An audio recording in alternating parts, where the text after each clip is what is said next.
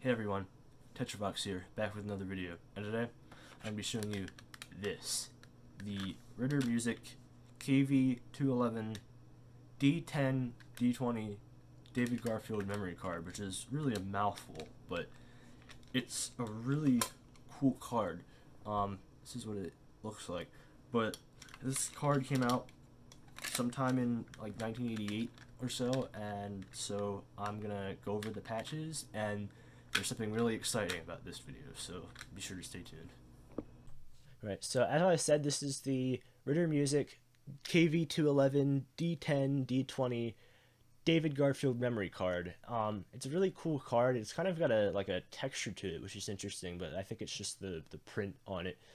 It's really cool looking. Like it's kind of like a shiny gray with the teal. It's very 80s and cool. So we're gonna check out the patches now. So stay tuned. But wait, I have a chance to do an interview with David Garfield, one of the people that made a ROM card for the D20. And so let's just get right into it. And I'm an idiot, and I somehow didn't record myself in the video, but here we go. So here we are. Were you in for North Carolina? Yeah. Okay. Well, I found this. Oh, nice. I'm going to send this to you. It's just the case, you know what I mean? That the case that would have come with your card just to have it. Right. Wow. Thank you. That's really cool. Yeah. I have one more that I'll keep that has the card in it, and it's the same one. But I can definitely give you this since you are a user of the card, Yeah. and it'll be a memento. Yeah. I mean, thank you. I mean, so the other that one didn't come with a card? Though the card that came with this one, I was one that I had that I evidently I when I gave up all my sound cards, it was in there with it. Hmm. So you've gotten rid of like all of the other cards that you have? It looks like it, yeah. Although I'm going to keep looking, but I think a long time ago, I sold all of my old gear. So, I mean, we can do this in the context of the interview. I'll start with the story of uh, like I started with Fender Rhodes. When I started, there was only monophonic synthesizers, Moog, Mini Moog, Right. R2600. And then eventually they came out with the OBX, which there was Oberheim four voice, which was like 8,000, it was crazy expensive. Four voice Oberheim, it was four individual things, individual monophonics. And then they came out with the OBX, which is the first digital polyphonic, and it had like six voices or four voices. And then they came out with the Prophet sequential circuits, and the Prophet was a Prophet 5 voices. I had a Prophet 5. They still didn't have MIDI. And then they came out with MIDI, and we added the MIDI added to the Prophet, retrofitted it. Then later, everything came with MIDI. All the different keywords could connect. So we ended up with the Prophet, and then down the road, that was like in 1980, and around 1980, I'm going to say around 1982 or so, they came out with FM synthesis. Yamaha had a big show at the Yamaha studios. They invited a bunch of keyboard players, and some of the guys from Toto were there, and other people that I knew. I think Patrice Rushen might have been there, Ronnie Foster. They were, in the music scene, and they showed the GS1, which was Ah, $10,000. It was a wooden, like looked like a wooden piano, and it had little yeah. magnetic clips, and big digital monitor on it. And then they came out with the GS2, and this is the beginning of FM synthesis. And then they came out with a what is it? CE20 and CE25. I still have my CE25 in the garage.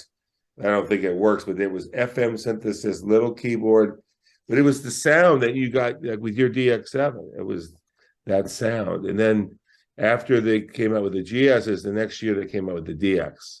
And so there was a whole wave of stuff. There was the DX, then there was the rack modules, the 816s, 8 DX7s MIDI together. Next thing you know, they came out with the Roland D-50. Korg had the M1. Roland came out with the Jupiter. Every company kept chasing each other, but it was like I had the D-50, I had the M1. They're all rack mounted. I had the Roland MKS-20 digital piano. Then I got the Super Jupiter rack. Oh. And I had so many, I can't even remember all this stuff. But I had 2 giant racks. And that back in those days, and like say after 1985, like from 86 to 90 around and after, we had giant racks. Like I have 25 space racks, and you'd have two or three of them, and you connect them together with multi-pin cables. And I always seemed to have an arsenal, because it was all, like you said, you've had Roland stuff, right? Yeah. The D-50 was, everybody wanted the D-50 sound, and then everybody wanted the M1. And so anyway, it went on this whole thing, and then they came out with samplers. We bought a Roland sampler, the first S700, I think it was the first big Roland sampler. It was $8,000. I mean, we spent so much money on gear, and then you had to buy a jazz, not a jazz drive, but some kind of a drive, a 2-inch or 3-inch rack space thing that was just a drive, these giant cartridges. So needless to say, down the road, I stored it for so many years. Eventually, I think I sold all that stuff. I had a guy come in and do it on eBay for me. And so I probably gave up all my sound cartridges. Because I got rid of all my DX7s. And So do you have any synths still? I have, well, what I currently use is motifs, and Right. I really like the motif, but it's, I became I was always affiliated with Yamaha. I was a Yamaha endorsee, and then over the years, Yamaha used to give me stuff, and I do shows for them, and they give me gear, and I had a whole, it was like a one after the other. I think, what did it start with? There was the SY99, SY85, and I liked the SY85 a lot. And then I had a rack one, and then there was the W5. I mean, they just kept coming out with new ones, and then they came out with the whole line of weighted keyboards, the Clavinovas, P100, P200, P500, all those. I had all those things. I had every single one of them. And what I ended up doing was I ended up gifting them to people. I had a P100 there with a P200, so I gave the P100 to one of my buddies, so he had a keyboard there. I mean, I spread them all over or places that I go play or rehearse, and I put a keyboard there. But then they went through those Clavinovas, and then they came out with the what was it? Oh, it's been S90. The S90. Oh, in 2003, I think. Yeah, and I have in the garage. I have an S90. I think it's ES. There was an S90, and then there was an S90 ES. And at the time, they had the greatest piano sounds. I mean, it was just great, weighted, great. But then the ES was better than. I did a gig once here with Patrice Rushen, who's a wonderful. I don't know if you're familiar with her. You look her up. That's a amazing keyboard player, a year older than me. We've been friends for 50 years, but she's most commonly known for that song she wrote, "Forget Me Nots," which was used in Men in Black. It's all before your time. You're a youngster. Men in Black. I've seen Men in Black, but I don't remember that specific song. Well, it's the song it's the theme song to the movie where they rap over it. You'll recognize it when you hear it. It's the actual theme of the movie. They took her song and sampled it. And then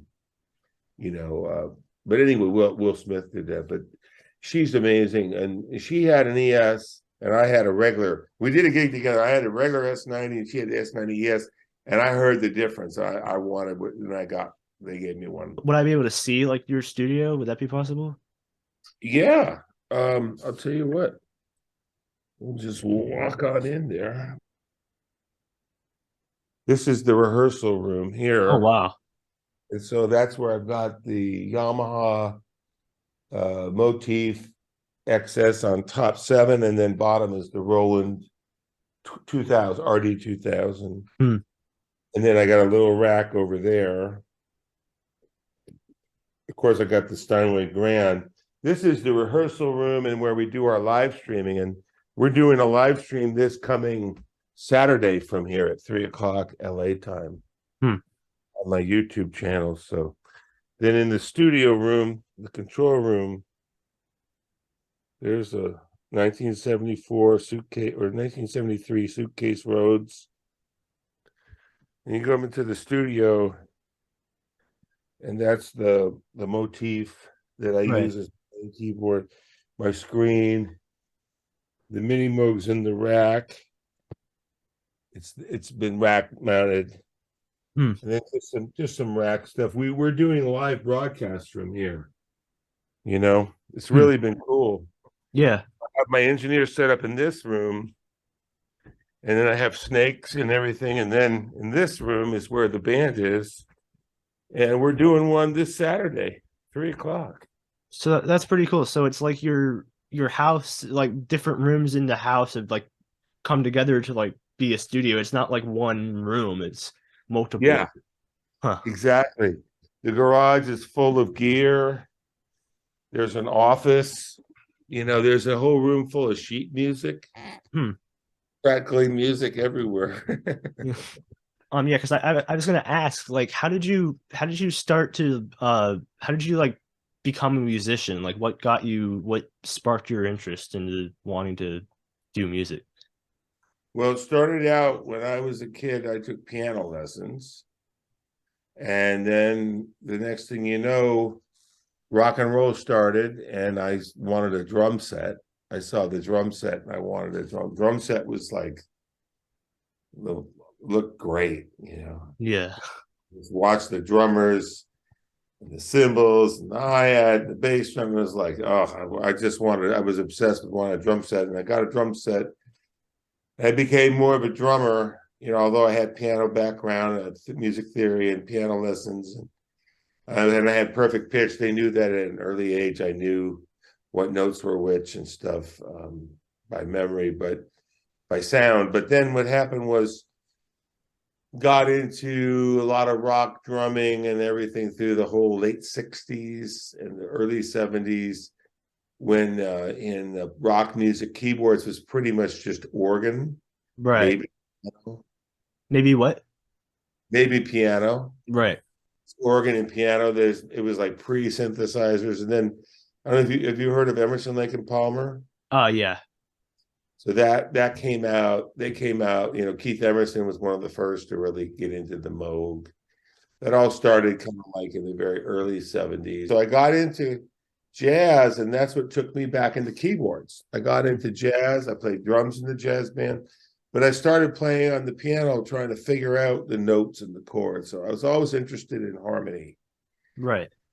And so I got into the piano, played the piano at home all the time, listened, what's this, trying to figure things out. And then this is how it happened. And when I was a senior in high school, I was very into, following music around with different schools and educational programs and going in to see jam sessions and bands. And I was just totally into the music. And then there's this one band that I wanted to play drums with, and they wanted me to play keyboards. They had heard me play the keyboard. And he said, look, if you got a keyboard, if you got an electric piano, you can start with us tomorrow, next weekend, and so I took a risk, and I was willing to sell my drums and buy that electric piano I just showed you. It's $1,000 in 1973. Hmm. And got the piano, started working, and that's how it happened. I had been, like I said, I had lessons, and I had been self-taught a lot, but I'd been to some music camps and been in some, extracurricular music programs. So I just kept soaking it up like a sponge. Yeah. into it. I was listening to it. All my friends, we'd listen to music, we'd talk about music, we'd try to figure it out. And so I ended up starting my career like that, playing electric piano in bands where I was living in St. Louis, Missouri, jazz and funk bands, mostly R&B, funk, and jazz. I wanna ask more about like the with the D-20. Like, do you remember working on the card that that card that you made?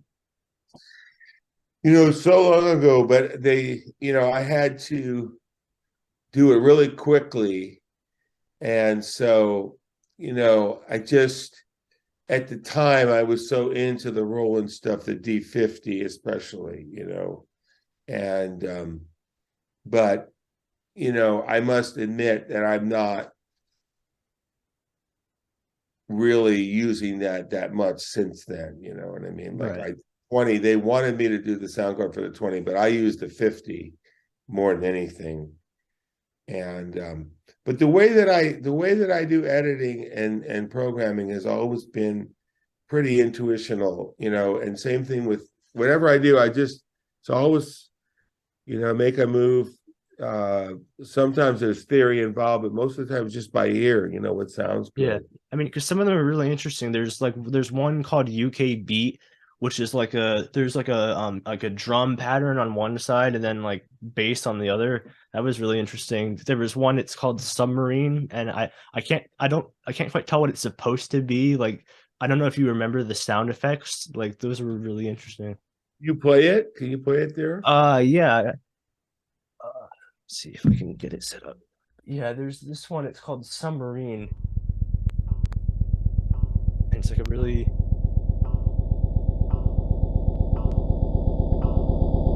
Oh yeah, You remember that one? yeah. Like what is it supposed to be? That little like ting and You're in the submarine, and it's like so. It's like going down in the depth. It's the pressure of the water. oh, like a little like and I know it adds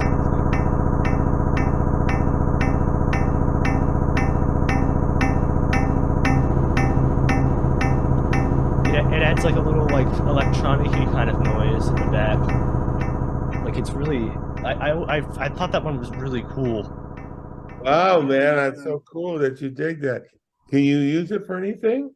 I mean, I don't know, but I've it's cool, but there's also UK Beat, which like it was just one and then you remember that? Yeah. That's cool. Oh man. Yeah, I mean, it's just different, sounds and grooves, and with you just take what's there. Yeah, there's a patch called Helicopter, but it's misspelled. It has two O's instead of just one. Like, it's Cooper. yeah, cop like COPTOR. Like, it's interesting. But yeah, that's really cool. Because I was gonna ask oops, not that. I was gonna ask you like yeah, because like how do you like I mean you kind of said like how you came up with the ideas for them. You just kind of um you didn't really have a specific like idea in mind, right? You were just kind of Yeah, just tweaking sound, put together some sounds that sounds cool, and send them all. And you know, and I was working with my Japanese friend, Norikata Ubaka, Nori Ubakata. So it was all under his direction. oh, so he helped you with the sounds. Oh yeah, yeah. He Oh, was. that's cool. Did you look him up?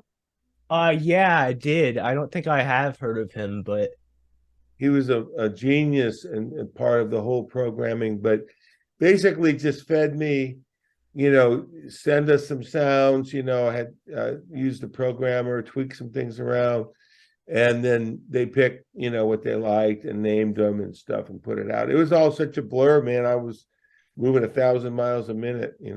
yeah, like some of them are there. What my favorite one is called Touch Synth, and it's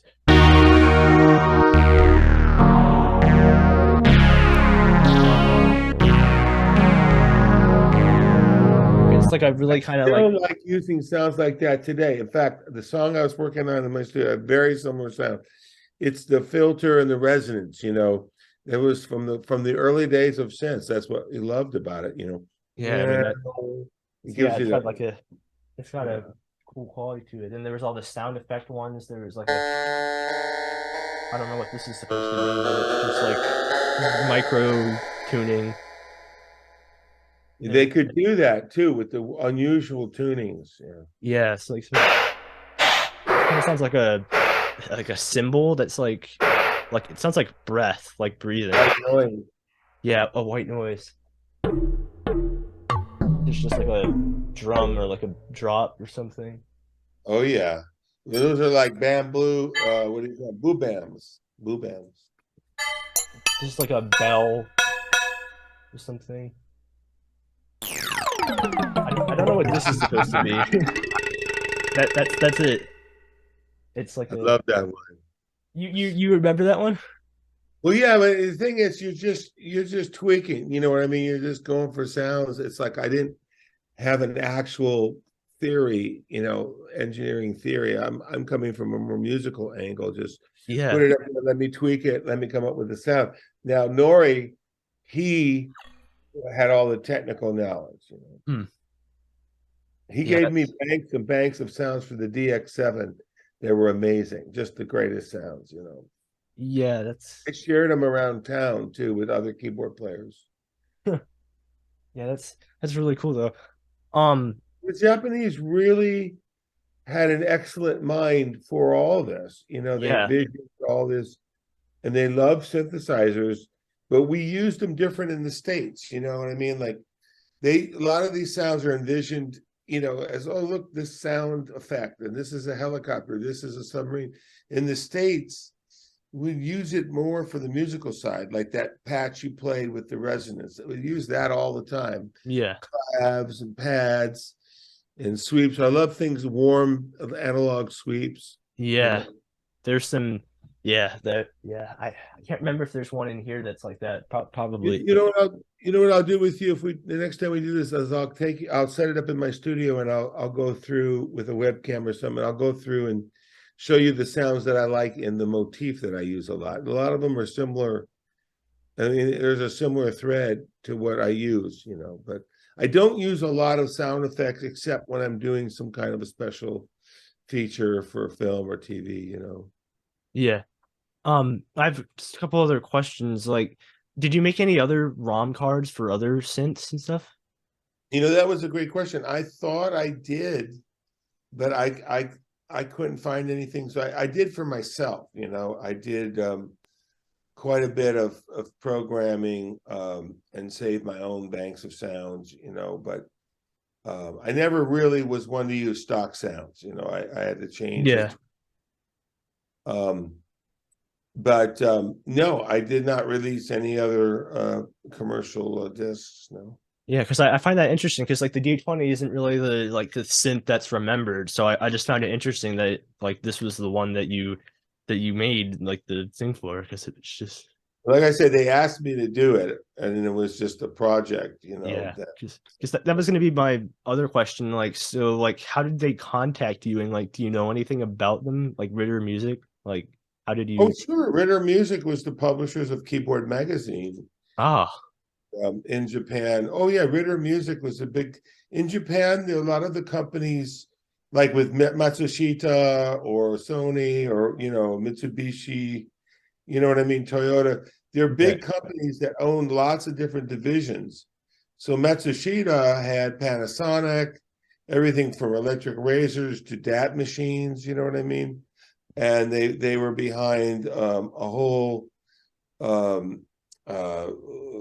series of recordings too, like the record labels. And so Ritter Music, it's funny because I was looking for more sound cards after we talked last time, and I knew I did something with them, and I found that they actually hired me to do a special song in one of their keyboard magazines. It was like a thing that came with the magazine. It's on one of it's actually up on Spotify and iTunes now. It's called Tokyo Bay, but it was something I did just for them. And so, yeah, no, they contacted me all the time. I did several interviews for a Japanese keyboard magazine over the years, and they were the owners of that, so they own the magazine. They put out sound cards. They probably had some studios and Yeah, uh, I have one other Bo Tomlin. I don't know if you know him, but I have he like worked on the DX7 and everything, but I have the other one, and there's another one that is like in orange that says two, but there's like another one that just he distributed, so I got that one. Bo But Tomlin was the man. He was yeah. the DX, but there was another guy. Have you heard of Clark Spangler? No. Okay, I want you to look him up because I Okay. actually have to run in like one more minute, but we'll do this again, and I'm going to send you some stuff too as well. But Clark Spangler, write it down or something. Look him up. I took a class with him at UCLA in FM synthesis when the DXs came out. Right. He was behind all this stuff. They probably consulted with him on the GS. Hmm. Have you heard of the CS80? Yeah, the CS80, the big Yes, it's Clark Spangler. wow. Clark Spangler was the first studio synthesist in LA. Hmm. Do you ever watch any old TV shows like Twilight Zone, and they have the weird? That's Clark Spangler in this. He was the original studio Wow. synthesist. And I went and took his class at UCLA when the DX came out. He had an FM synthesis class, and he taught us how to program the theories behind FM, how to program. He was in on it. They consulted with him. Him and Bo Tomlin were the two big names, Clark Spangler and Bo Tomlin. Yeah. And Clark was the man, and Bo was like the new kind of guy. Bo had a whole series of DX7 sounds. Yeah. I'm gonna try and Key Click? Was they called Key Click or something? yeah, Key Click. Yeah, I'm gonna try and get an interview with him too. I don't know if he said he's pretty busy. Have you found him? Yeah, I was able to get in touch with him. Okay, well, you tell him that when you do talk to him, first of all, tell him that I worked with you, and that also mention Clark Spangler to him, that Hmm. we talked about Clark Spangler. I think he was a protege of Clark's, but Bo was the real deal. I mean, he was a programmer. I was a player, Yeah. but they wanted me to do a series of sounds because they wanted to market it with my name, Hmm. and all that stuff. But yeah, Rittor Music, they're still around. I mean, Yeah. have you been in touch with them? I haven't really found a way to do that, and I didn't know if I don't know who I would contact since it's I'll still tell you around. what. I'll tell you what. I will reach out and find out who and how to reach them. Thank you so much. I have one last question. It's actually kind of perfect because I know you said we have to like wrap up. Is there anything that you'd like tell people who want to start to get into music but like don't know where to start or something like that? Sure. The thing about music is, I tell you this. Number one, listen to lots of music. You can, like, when I came up, we didn't have YouTube. Now you can go on YouTube and watch a little bit, and then you can surf around, go watch this, watch that. But in our day, we didn't do that. We listened, and we listened to the whole song. So I think one of the tendencies I've noticed in the modern world is not to listen to the whole song. Yeah. Listen. If you're going to watch on YouTube, watch the whole thing. Listen, though. Don't let your eyes distract you from your ears. Develop your ears. Listen. Learn to read music. It's a great skill. Most people don't really take the time to learn it, and it's a wonderful skill. The other thing is listen to lots of different kinds of music. Try to listen to music that you don't like, just to learn, see what they're doing, try to analyze it. That's what I would say. I'd say, and don't, and so if you're starting out in music, don't limit yourself. Be wide open. There's so many different ways you can go. But I think it's such a different world now. When I came up, we were all trying to be players. I'm a Right. great drummer, or I'm a great keyboard player. You get your card and hire me for a gig. Nowadays, you can do so much by yourself. Like you do, Spencer. You can have a studio. You can put together a whole music just in your room by yourself. But I would think that by meeting other musicians, collaborating with other musicians, watching other musicians, you will enhance you'll open your spectrum. So stay open. Right. Listen and learn to read music. And that's my advice. Well, thank you. Yeah, man. My pleasure, Spencer. And you know what? I'm going to run now, but we can do this again. And I will see about Rittor, and then send me your mailing address, and I'll get Okay. this. Again, thank you so much, David. This was really cool to be able to talk with you. It was just amazing. I enjoy meeting you. It works both ways. Now, let me know how the editing goes, and we'll be in touch. And I'll see you again. Okay. Thank you. Tell Bo hi. All right. All right, man. Thanks, brother. All right. Tell Bye. I remember him very well from the day back. What? I remember him very well back in the day when he was king of the DX programs. Yeah. He was the programming guru. But Clark Spangler, I think, was his teacher, is what I think. So check him out. All right. All right, man. All right. Talk to you soon. All right. Bye. Be sure to check out Creechy.com and David Garfield's YouTube channel.